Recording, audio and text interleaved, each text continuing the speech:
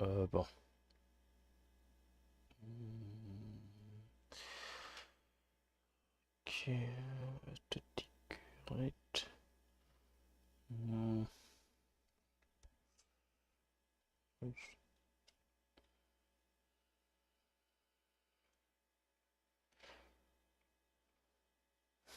ok, bon, on veut juste faire quelques petits vidéos à ce sujet.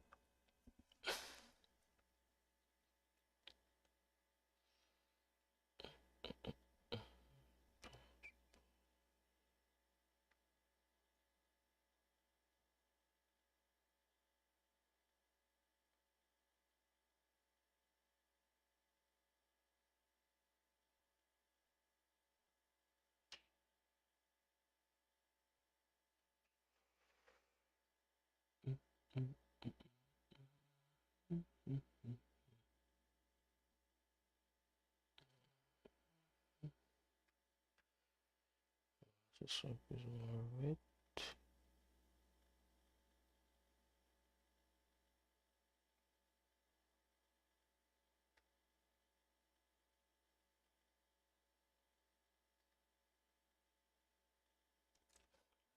Ok.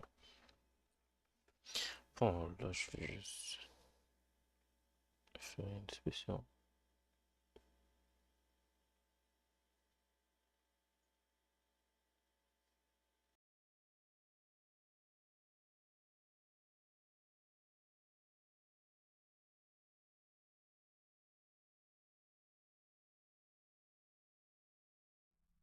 Race conditions is a situation where two or more threads access the same variables or data in a way where the final result stored in the variable depends on how thread access to the variables is scheduled. Race conditions occur when two or more threads read and write the same variables or data concurrently, and the threads access the variables using either of these patterns: check, then act, read, modify, write.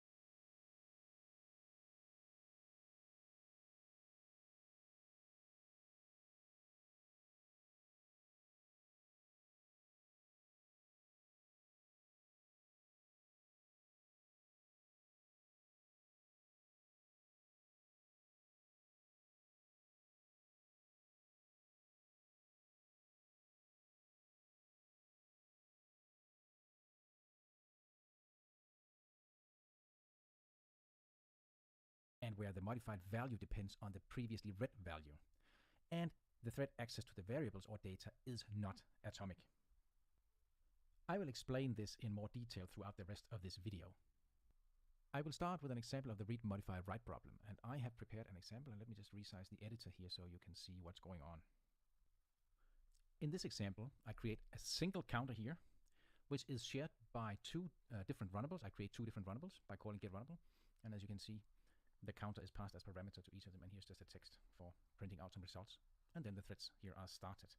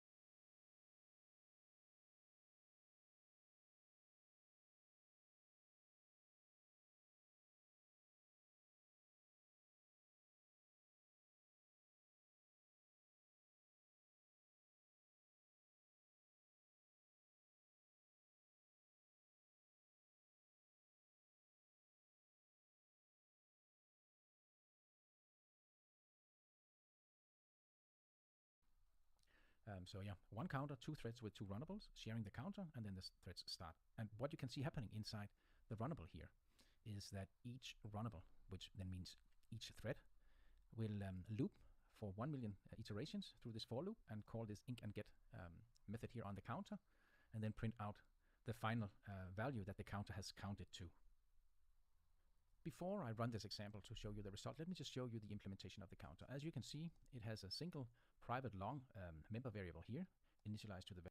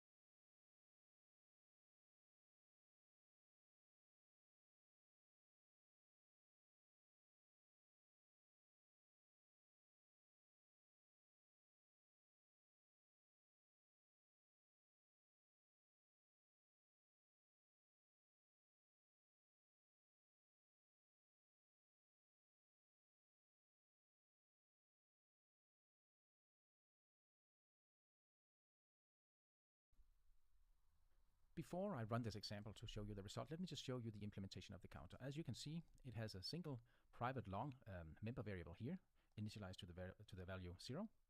And then you can see the inc and get method here simply increments the count value, the count member variable here, and then returns the value of the count member variable at that time. And as you can see, the get method simply returns the value of the count variable. If we quickly jump back to the example here that runs the counters here, that calls the counters here, then if we have two threads sharing a counter, and each thread counts to 1 million and increments the counter by 1 for each iteration here, or iterates 1 million times here, then that means you have two threads, each iterating 1 million times, which should result in 2 million iterations in total. And thus, when the threads print out the final value down here, at least one of the threads should have counted to the value 2 million, right? That is what we expect. The first thread to finish will, of course, not have counted to 2 million because, after all, one of the threads will finish before the other. But the second thread we would have expected would have reached 2 million. However, that is not what happens. Let's just run the example here and see what actually comes out. As you can see, the first thread counts to 1 million, and the second thread here has only reached the count of 1.87 million. And let's try to run this again, and you will see different numbers. Again, there you see they got to the same number, and if we run it again, you see the numbers vary. Now, let me explain to you why that is. To explain that, let's have a look at this diagram that I have here. So what we expect to happen is that the first thread here will read the value of the counter, the value stored inside the counter class here, or the counter object, into a local CPU register where the thread is running, increment the value by 1, and then write that value back to main memory, so that when the second thread here reads the count, it reads the value 1, increments it by 1, and then writes the value 2 back to main memory. However, that is not exactly what happens. Sometimes what might be happening instead of sequential access, as shown here, is interleaved access, which means thread 1 here reads the value 0 from the counter into a CPU register. And then thread 2 at the same time reads the value, or just right after, it doesn't really matter, but it reads the value 0 from the counter as well into a local CPU register for thread 2. Now both threads here increment that value that it has stored in its own CPU register and writes it back. So thread 1 will increment from 0 to 1 and write 1 back. Thread 2 will also increment from 0 to 1 and write 1 back as well. Now two threads have actually incremented the counter, and so we expect the value to be 2, but it is actually only 1 because of this interleaved access to the counter here. And this is an example of two threads first reading, then modifying and writing back the value here. And the same here, this thread reads, modifies, and writes back the value to main memory. And another condition is also fulfilled, which has to be fulfilled. It is that the second value here, the modified value, depends on the previous value, so that the new value count here is the old value plus 1, and it's the same over here, right? If the value had not depended on whatever the old value was, this would have been not a problem, but I will get back to that later on. This section of code here, where the problem happens, where the race condition happens, is called a critical section. And it is a critical section because race conditions can occur within this section here, right? As you can see, first we read the value of the count variable here into a local CPU register. This is invisible for you, but this happens underneath the surface inside the Java virtual machine. Then the new value is set as the old value plus 1, so the new value depends on the old value, and then we write it back to count. Again, this looks like one instruction here, but it is actually multiple instructions inside the virtual machine. So this here is a critical section here. The way to fix a critical section is to make the critical section atomic. And by atomic means that only one thread can execute within the critical section at a given time.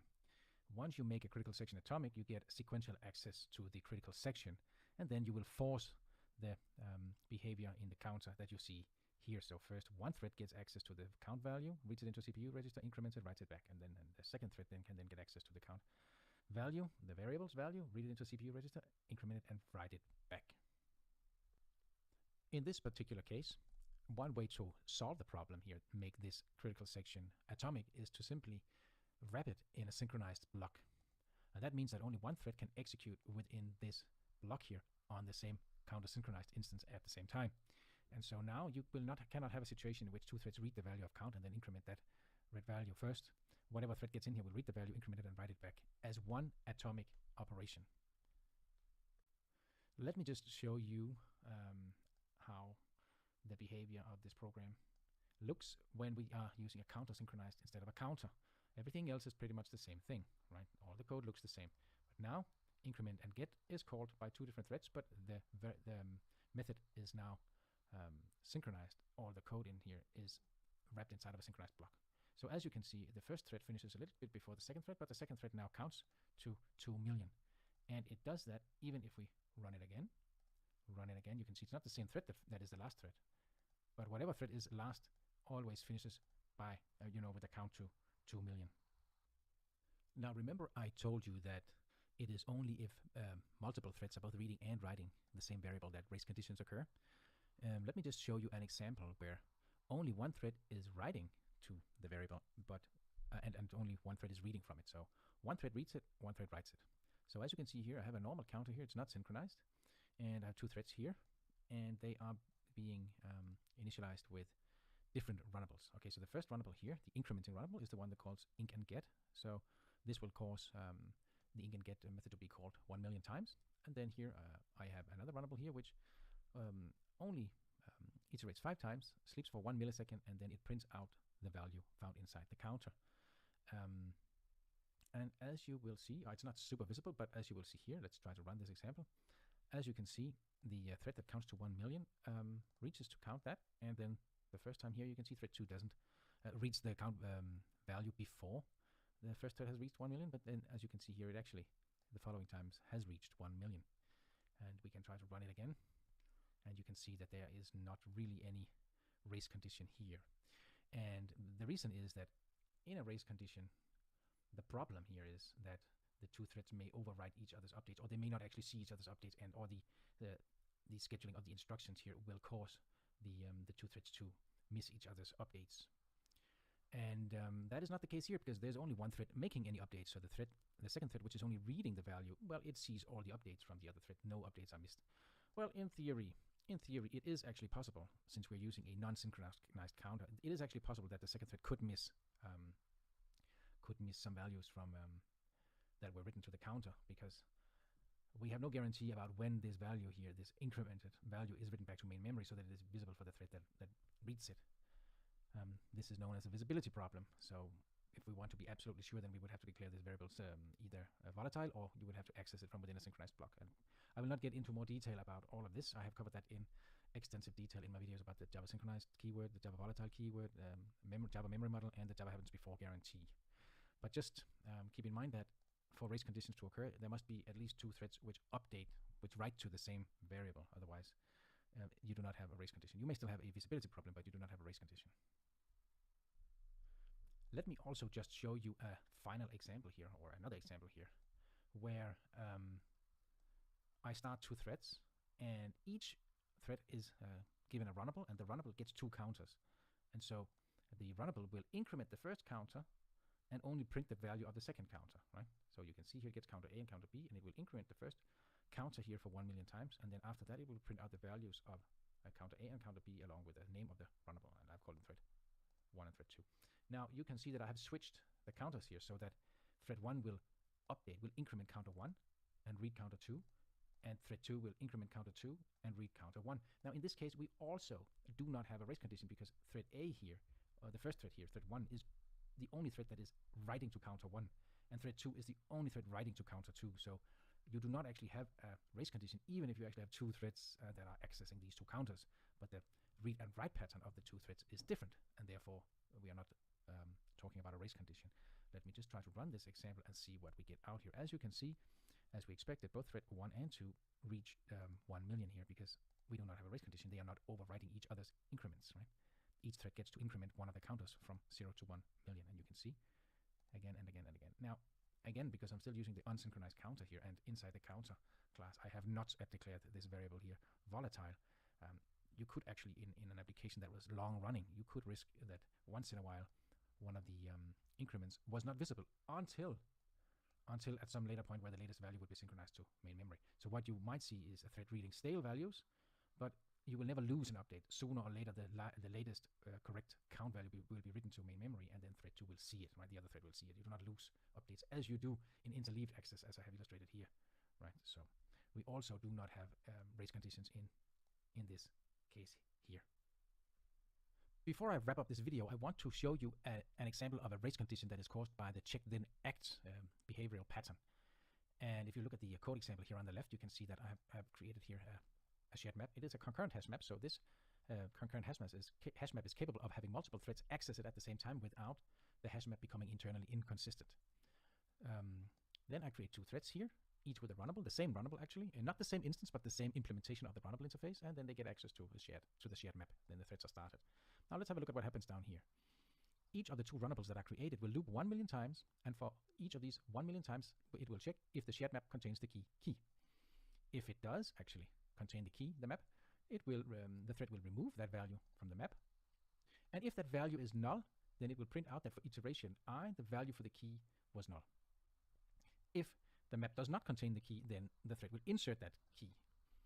And thus, sooner or later, there will be some values inserted into the key, into the map for the given key here. Now, on the surface, it looks like that when we have just checked if the map contains the key, then we cannot then remove the key and then get the value null back, especially not when we never insert a null value into the map. But it is actually still possible when we have 2 threads running this runnable here, this runnable code against the same shared map. And let me just explain to you how that is possible.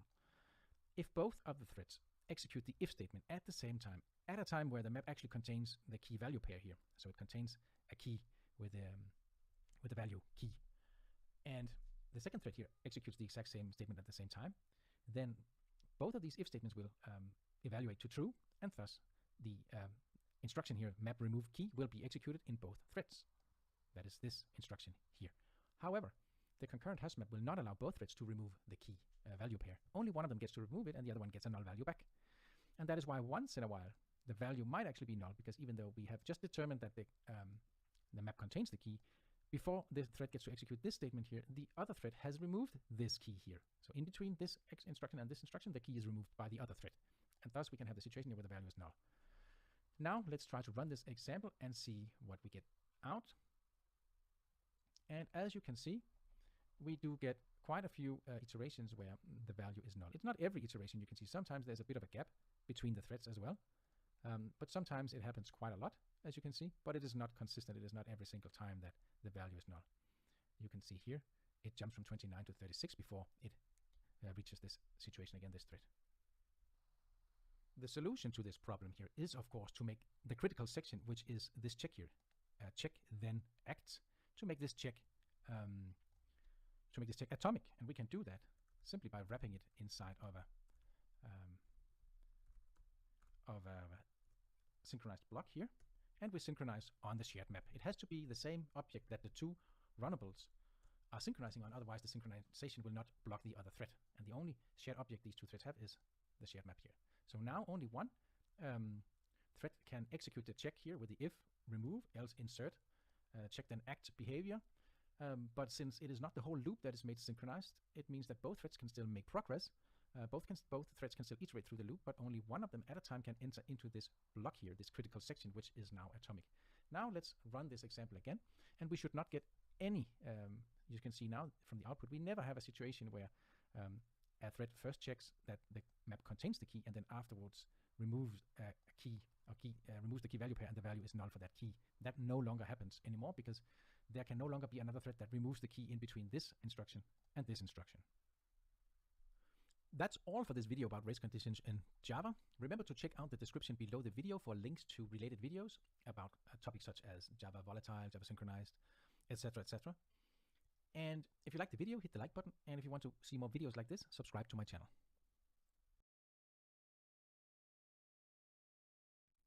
The terms concurrency and parallelism are often used when talking about concurrent computing and parallel computing. On the surface, it may seem as if concurrency and parallelism are referring to similar concepts or the same concept, but they're actually referring to slightly different concepts. More specifically, we will have a look at concurrency, parallel execution, parallel concurrent execution, and parallelism. Concurrency means that an application is making progress on more than one task seemingly at the same time. However, since a CPU can only execute one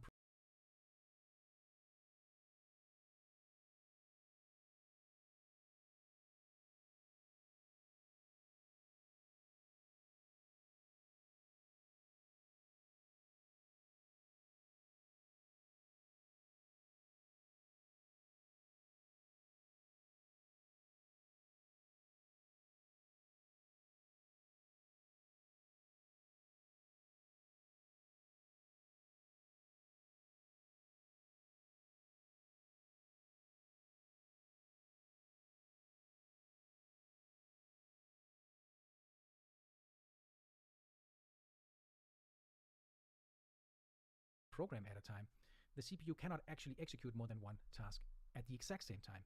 Instead, what the CPU does is that it executes one task for a little bit, then switches to another task, executes that for a little bit, switches back to the first task here, executes that for a little bit, switches again, and so on and so forth. And these tasks are typically called threads. The switching between the tasks, the threads here, happens so fast that you will not notice it as a user. And therefore, it seems like the computer is making progress on more than one task concurrently at the same time, even though in reality it switches so fast that you cannot see the difference. The switches from executing on one thread to executing on another is also called a context switch. And that basically means that the CPU or the operating system is switching context from one thread, one task, to another thread, another task. Parallel execution, on the other hand, means making progress on more than one task or a thread at the exact same time.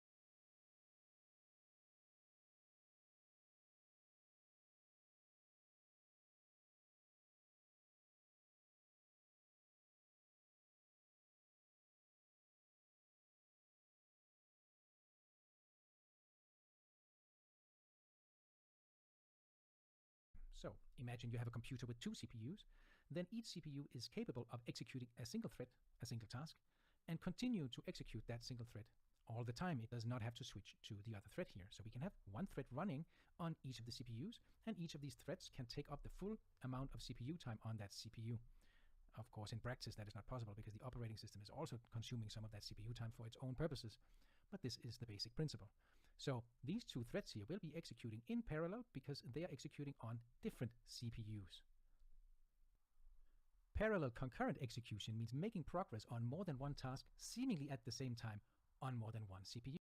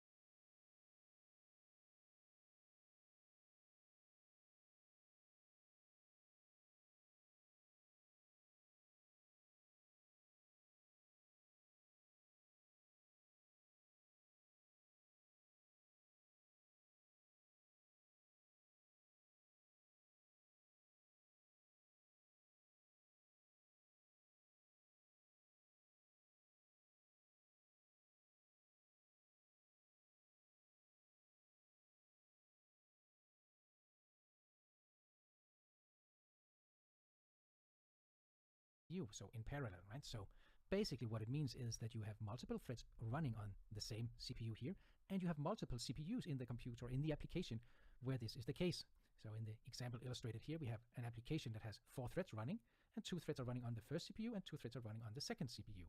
So the first 2 threads here, they are running concurrently with respect to each other. Thread 2 and thread 1 cannot run at the same time. Either thread 1 runs or thread 2 runs. The same is true of thread 3 and thread 4. Either thread 3 runs or thread 4 runs. However, whatever thread is running on this second CPU here can run completely in parallel with whatever thread is running up here on the first CPU. So thread 1 can run in complete parallel with either thread 3 or 4, and thread 2 can run completely in parallel with either thread 3 or 4. Parallel concurrent execution is actually very similar to concurrent execution, with the only difference being that there are more CPUs on which concurrent execution takes place, so that everything that happens on each CPU is happening in parallel with whatever happens on the other CPUs.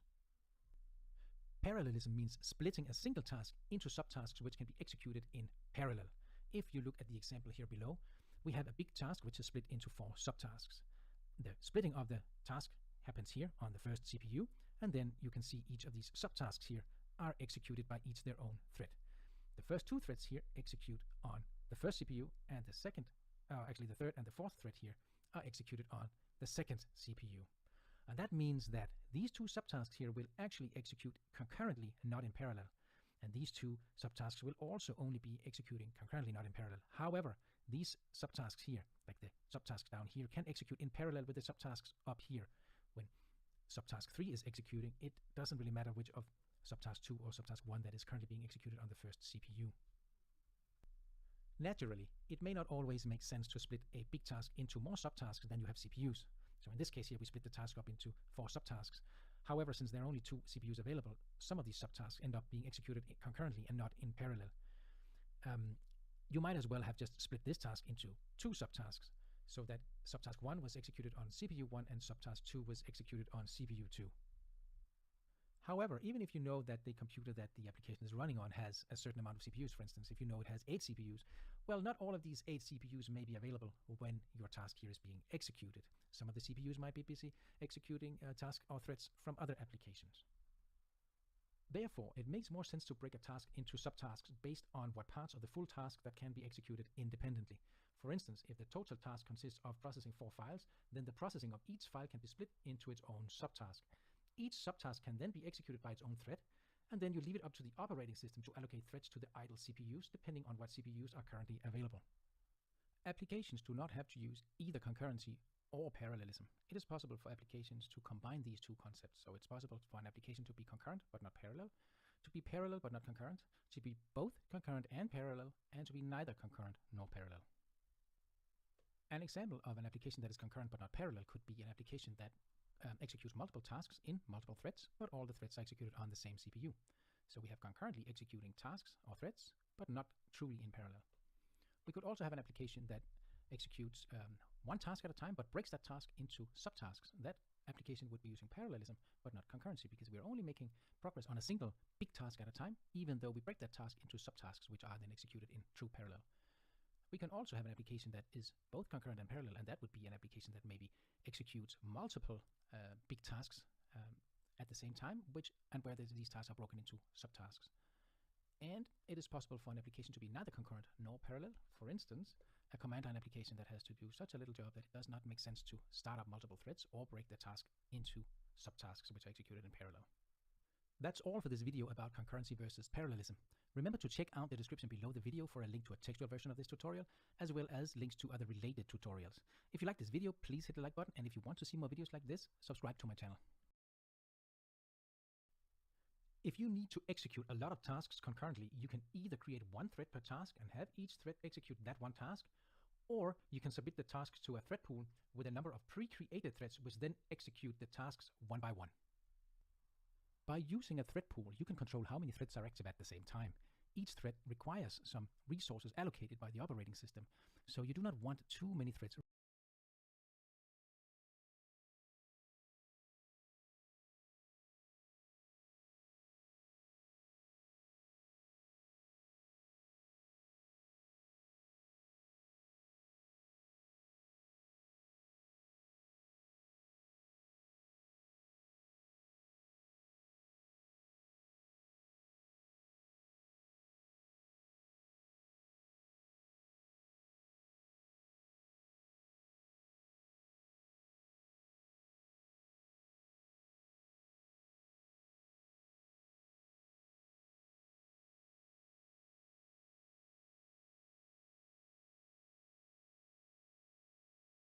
running at the same time.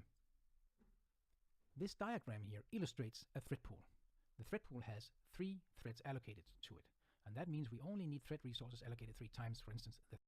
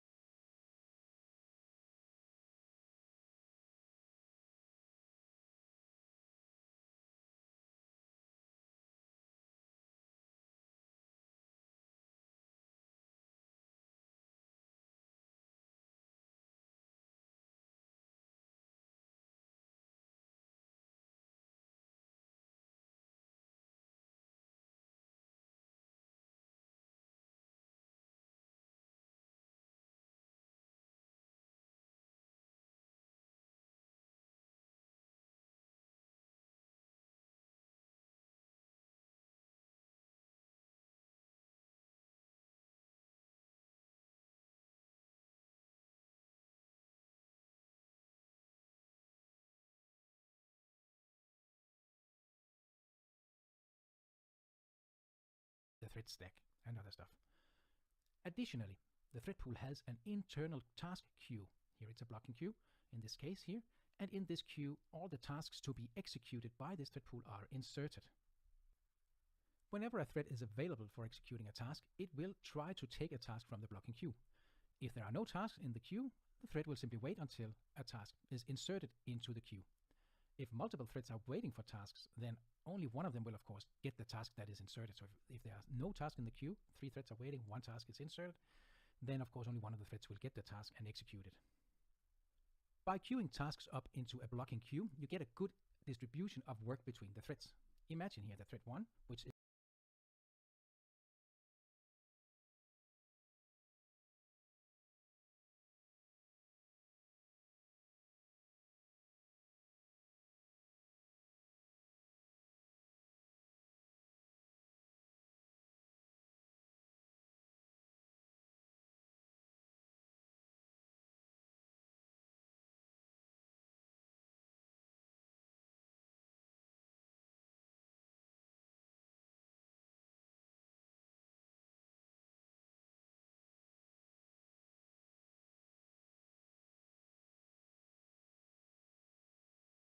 in this example here taking task 1. Imagine that this task takes a long time to execute, so thread 2 here takes task 2, finishes it, thread 3 takes task 3 and finishes it, then thread 2 might actually take task 4, and thread 3 might take task 5 before thread 1 has finished executing its task here. So whatever task is at the head of the queue here will be executed by whatever thread is first available to execute tasks. So the tasks will not be divided among the threads equally so that you have an equal amount of tasks to each thread here. Instead, the tasks will be divided among the threads according to how fast the threads can execute them. Now let's have a look at how to implement such a thread pool here in Java. And I will start by showing you how to use a thread pool that I have already implemented. So here we create a thread pool with 3 threads and a maximum capacity for storing 10 tasks internally.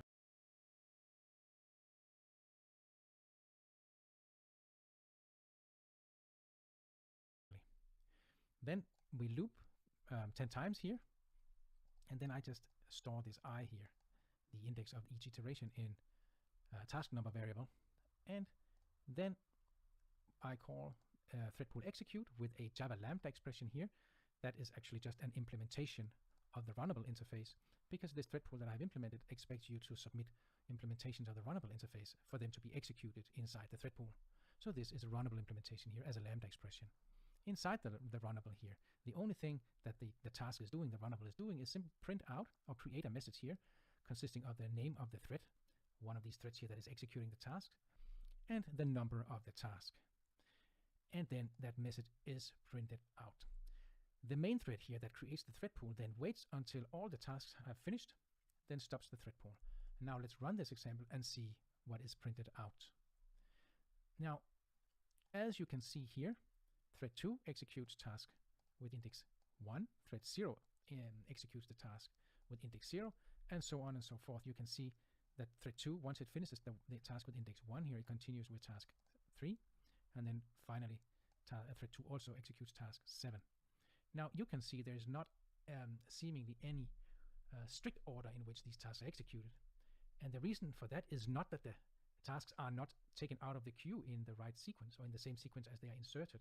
The reason for that is that even though thread 0 or thread 1 may be the first one to take a task out, thread 2 may after that take a task out and finish executing it before thread 1 actually finishes executing the task that it just took out.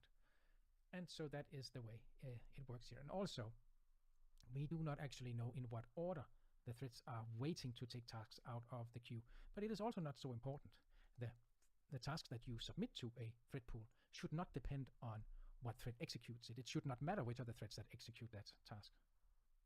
In fact, if we run the example again, we will probably get a different order. Now you can see thread 1, thread 2, thread 2, thread 2, thread 2, thread 2, thread 2, thread 1, 0, 2, right? So in this example here, thread 2 executed most of the tasks. Now let's have a look at how the thread pool is implemented. Java actually comes with a built-in thread pool, so you do not have to implement your own. But in this video here, I show you how to implement your own for the sake of just showing you how, and for the cases where you might need to implement your own thread pool, where the functionality provided by the built-in thread pool in Java maybe is not sufficient. By the way, if you check out the description below this video, there's a link to a textual version of this tutorial where you can see all of this code and copy-paste it a little bit more easily than from this video. Okay, so the thread pool class here is just a normal class. It's just a normal Java class. Internally, it has a blocking queue, and actually it has no type on it. Let me just fix that. So all the tasks submitted to this queue here has to be runnable implementations, and the runnable is a standard Java interface. In this array list here, we keep a list of pool thread runnables. These are also implementations of the runnable interface, but they're not tasks. They provide the functionality that is needed by the pool threads in order to take tasks out of the queue, execute them, and then go back and take the next task, etc., until they are signaled to stop, to shut down. And here we have a flag, which basically just tells whether this thread pool here has been told to shut down or not, if it is stopped or not. This thread pool class here has a constructor which takes two parameters, the number of threads to create internally and the maximum number of tasks that the array blocking queue that we are using to store the tasks in can hold maximally. And so the first thing the constructor does is to create this array blocking queue here and passing the capacity here, the maximum number of tasks, as parameter to the array blocking queue constructor. The array blocking queue is a standard Java class, so you can use it in your own code as well. Then the constructor loops number of threads times, and for each iteration in this loop, it creates a pool thread runnable, and each pool thread runnable gets access to the task queue. And that is done so that the pool thread runnable can take tasks out of the task queue. And then each of these runnables are added to the runnables list, which we created up here. After that, the constructor loops through all these pool thread runnables, creates a new thread for each, and calls start on the thread, so that you now have a new thread executing, and it's executing this runnable. And I will show you later how the code for the pool thread runnable looks. Now let's have a look at what happens when you submit a task to the thread pool. You do so via its execute method here. And as you can see, it has to be a runnable, so an implementation of the runnable interface here. And the first thing the execute method does is simply check if the thread pool is stopped, and if it is, it will throw an exception saying, oh, you cannot submit any more thread pool or tasks to this thread pool. Thread pool is stopped. And if the thread pool is not stopped, it simply enqueues the task in the task queue. That's all there is to it. Now to stop the thread, or stop the thread pool here, you call the stop method. In order to do so, or in order to stop the thread pool, the stop method stores internally that it has been asked to shut down, to stop, so that if somebody tries to submit new tasks to the thread pool, they will get an exception. And then it will loop through all the runnables here and call the do-stop method on them, and we will see in a moment how that do-stop method looks. And that's about it. The way you wait until all tasks have finished is simply to check here if the task queue size is larger than 0 inside of a while loop, and as long as the task queue size is larger than 0, then the thread here will sleep 1 millisecond, and then it will simply check again. Sooner or later, all the tasks in the task queue will be taken out and executed, and the task queue size will reach 0, and this method here will then return. Now let's have a look at how the pool thread runnable class looks. As you can see, it is just a standard Java class that implements a runnable interface, so we can pass it to a thread for execution. It has 3 member variables here. First, thread, which is a reference to the thread that executes it. We fill it in later here. Blocking queue here, the task queue, which is the queue from which tasks are taken for execution by this pool thread runnable. And then here a flag that tells whether this pool thread runnable has been asked to stop or not.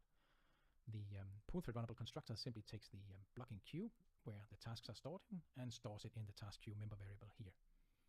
Inside the run method here, the first thing that happens is that this pool thread runnable stores a reference to the thread that is executing this runnable. And then it enters a loop here that says that while this pool thread runnable has not been asked to stop, it will take one runnable out of the task queue and call run on it. And then it will loop back up here and repeat this action. So this means that as long as this pool thread runnable has not been asked to stop, it will take tasks out of the task queue and execute them.